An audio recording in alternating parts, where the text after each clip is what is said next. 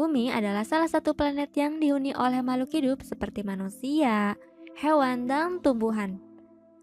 Planet Bumi tentunya menjadi planet satu-satunya yang sampai sekarang diakui sebagai tempat untuk makhluk bisa hidup loh.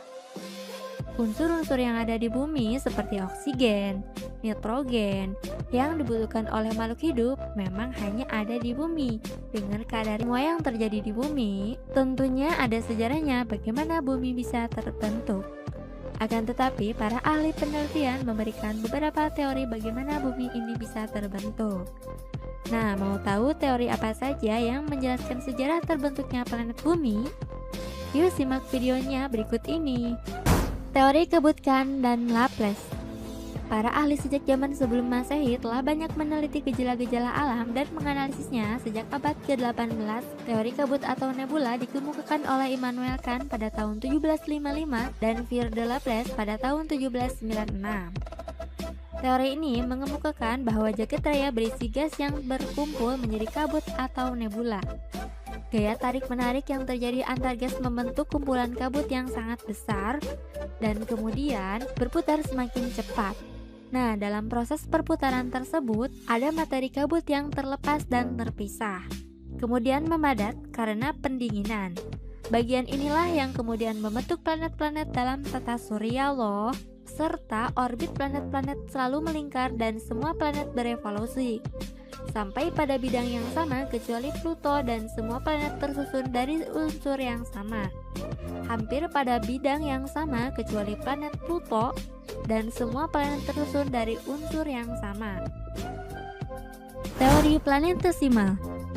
1 abad sesudah munculnya teori kabut, muncullah teori planetesimal yang dikemukakan oleh Chamberlain dan Moulton, yang berasal dari Universitas Chicago yang tertuang dalam penelitian berjudul The Origin of the Earth pada tahun 1619. Teori ini mengungkapkan bahwa awalnya sudah ada matahari yang suatu ketika didekatkan oleh sebuah bintang besar sehingga terjadi penarikan pada bagian matahari loh. Akibat dari tenaga penarikan tersebut, terjadi ledakan-ledakan besar. Gas dari ledakan ini keluar dari atmosfer matahari dan mengembun menjadi beku sebagai benda padat yang disebut planetesimal. Dalam perkembangannya, planetesimal kemudian berubah menjadi planet-planet dan salah satunya sejarah terbentuknya bumi. Hal-hal yang mendukung teori ini adalah bahwa komposisi matahari dan planet-planet tersebut adalah sama, serta semua planet berevolusi hampir pada bidang yang sama kecuali Pluto, dan semua planet tersusun dari unsur yang sama. Teori pasang surut gas. Teori hipotesis tidal James Jeffreys ini dinyatakan oleh Sir James Jones dan Sir Herald Jeffreys, 2 sarjana Inggris pada tahun 1918 loh, menyatakan sebuah bintang besar mendekati matahari dalam jarak yang pendek, menyebabkan pasang surut di tubuh matahari pada saat matahari masih berada dalam bentuk gas. Nah, jika sebuah bintang yang memiliki massa hampir sama berat dengan matahari mendekatinya, maka akan terbentuk semacam gunung-gunung gelombang raksasa di tubuh matahari karena gaya tarik dari bintang raksasa tersebut. Gelombang tersebut membentuk lidah api yang akhirnya pecah dan menjadi planet. Planet-planet yang terbentuk akan mengalami proses pendinginan dan berputar mengelilingi matahari. Akibat mengelilingi tersebut akan tertarik matahari dan akan terjadi pasang surut pada planet-planet yang baru lahir. Teori bintang kembar. Penggagas teori ini adalah seorang ahli astronomi bernama L.A. Littleton yang menyatakan bahwa galaksi berasal dari kombinasi bintang kembar dimodifikasi dari teori dentuman atau benturan besar. Salah satu dari bintang itu meledak sehingga banyak materi yang terlempar. Matahari salah satu bintang yang tidak meledak, sehingga sebaran pecahan material tersebut menjadi planet-planet yang mengelilingi matahari. teori dentuman besar atau Big Bang Theory.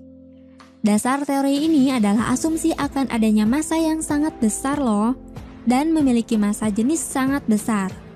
Adanya reaksi ini yang berlangsung menyebabkan massa tersebut meledak dengan hebat, lalu mengembang dengan sangat cepat dan menjauhi pusat ledakan.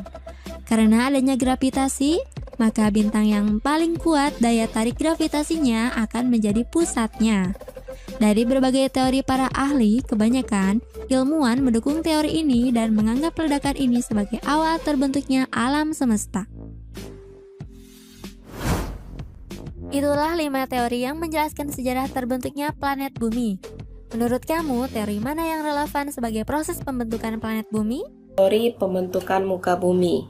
Seperti yang kita ketahui bahwa kondisi bumi pada awal proses pembentukannya, yaitu sekitar 4,7 miliar tahun yang lalu, itu sangat berbeda dengan kondisi kita saat ini, di mana pada saat itu bahan bumi masih homogen atau seragam, yaitu tanpa benua dan samudra.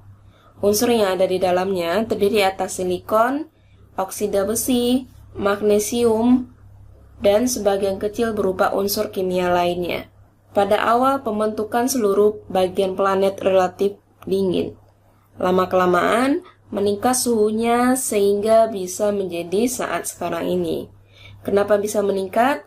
Sejumlah ahli memberikan penjelasannya. Ada 3 faktor yang mempengaruhi terjadinya peningkatan suhu di muka bumi pada saat awal terbentuknya planet, terutama untuk bumi.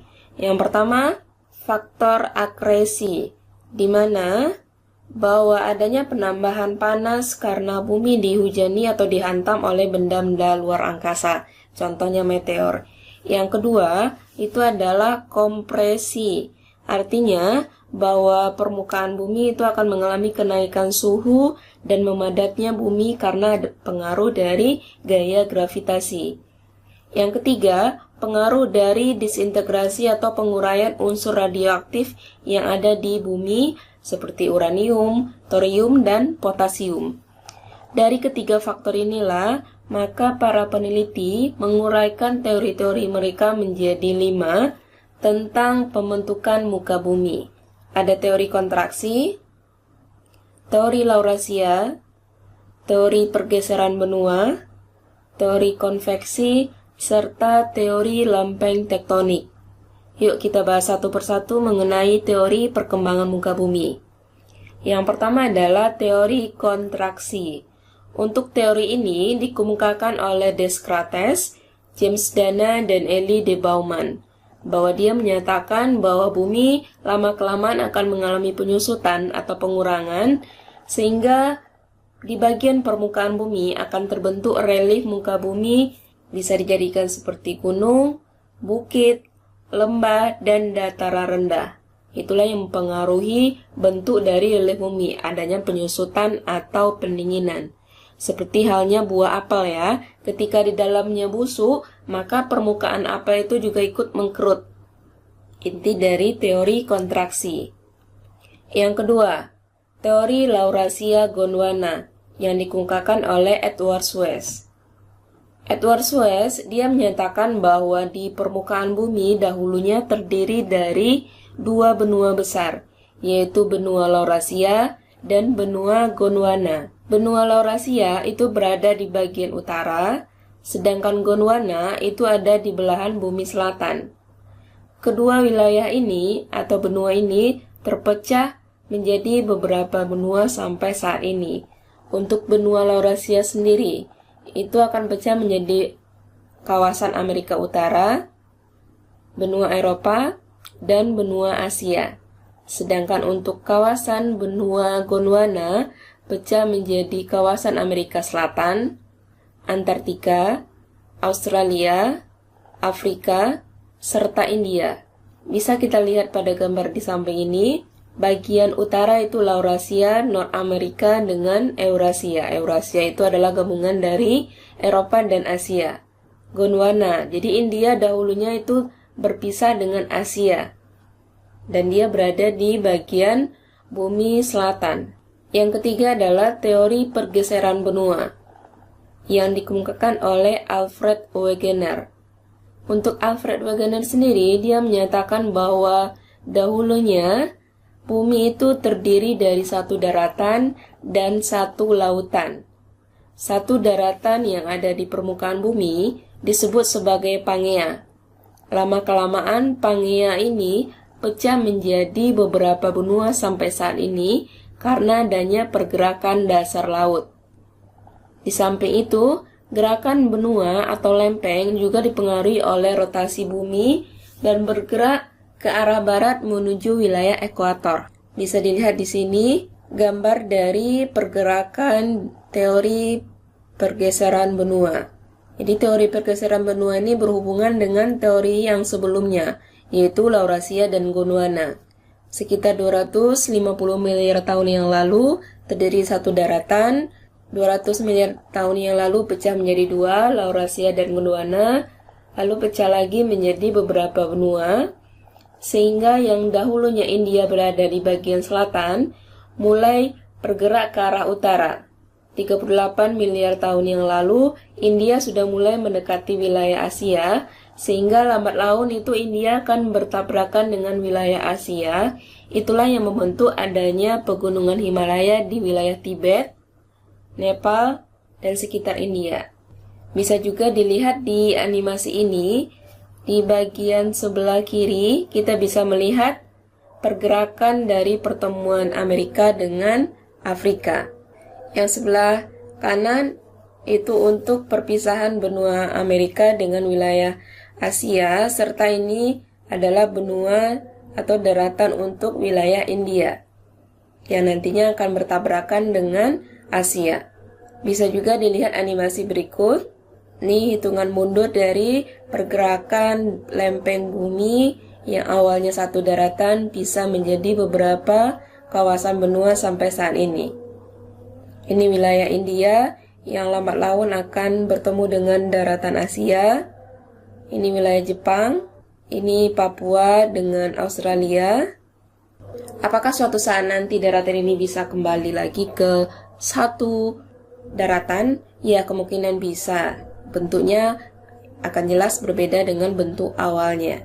Dari bukti-bukti tersebut, jadi Wegener menyatakan ada beberapa bukti lainnya yang menyatakan bahwa teori dia ini benar mengenai pembentukan lempeng dan benua-benua yang ada di permukaan bumi.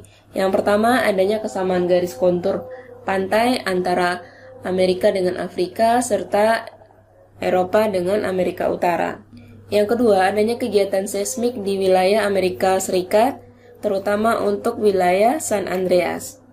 Yang ketiga, Samudra Atlantik semakin luas karena wilayah Amerika itu bergerak ke arah barat.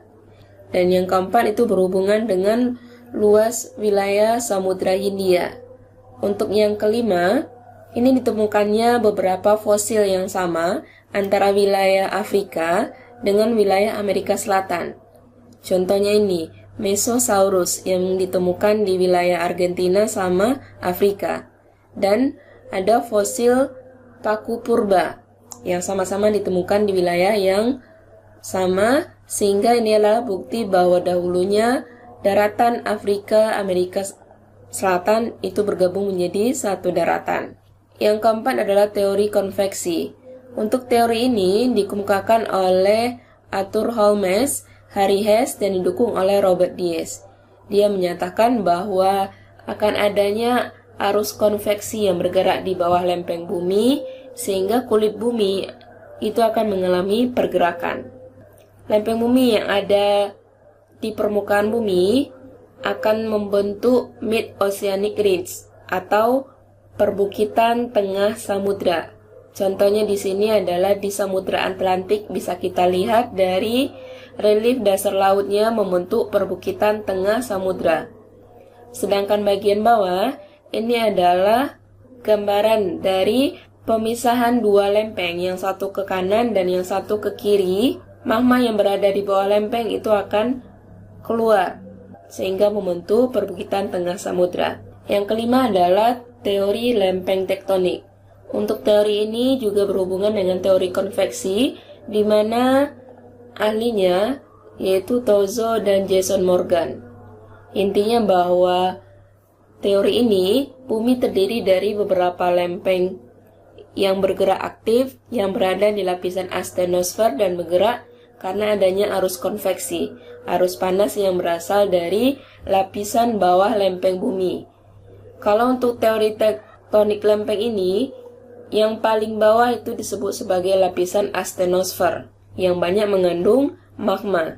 Jadi di bawah lempeng bumi itu banyak mengandung magma. Kalau lempengnya saling bergerak menjauh, maka magmanya keluar membentuk perbukitan tengah samudra dan bisa juga membentuk gunung tengah laut. Itulah pembahasan materi untuk hari ini. Semoga bermanfaat dan sampai ketemu kembali untuk video selanjutnya.